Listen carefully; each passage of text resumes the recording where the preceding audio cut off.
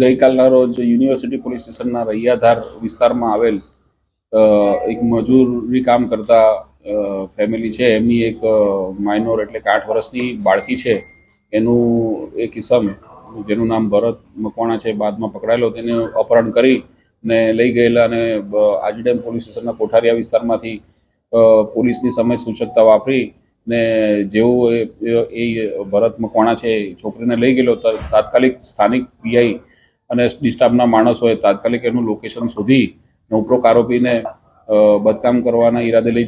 જવાનો છોકરીને લઈ જતા હતા. એ દરમિયાન એને પકડી લીધેલો અને ભોગ બનનાર અને આરોપીને પોલીસ સ્ટેશન લાવી ને ગાંધીગ્રામ પોલીસ સ્ટેશનમાં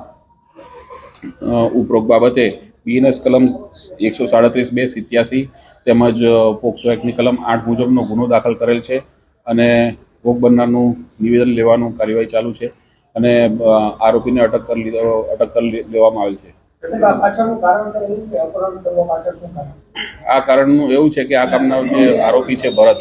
એને પત્ની રીસામણે છે અને આરોપી તેના છોકરાઓ સાથે લઈને જતી રહેલ છે, જેથી એની આ છોકરી પ્રત્યે નારાજ બગડતા અને ઉપરોક્ત ઈસમ પર મજૂરી કામ કરતો હોય, ઘડિયા કામ કરતો હોય, એટલે આ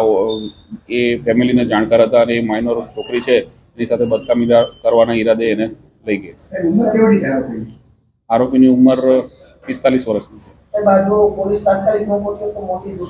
હા, પોલીસની આ બહુ સારી કામગીરી છે, સમય સૂચકતા વાપરી અને ગણતરીના કલાકમાં ઉપરોક્ત આરોપીને તેમજ ભોગ બનનારને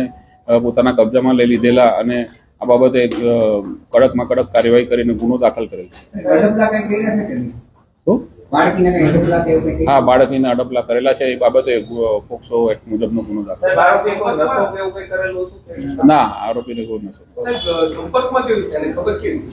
આ ભોગ બનનારને આરોપી છે એ બંને એક જ પ્રકારની મજૂરી કામ કરતા હોય અને એ વિસ્તારમાં જ રહેતા હોય, જેથી એમને ફેમિલીમાં છોકરી છે એ બાબતે એને જ્ઞાન હતું પહેલેથી અને એ વિસ્તારમાં નીકળેલા અને એ દરમિયાન એને મોકો મળતા આ કૃત્ય કરેલ છે.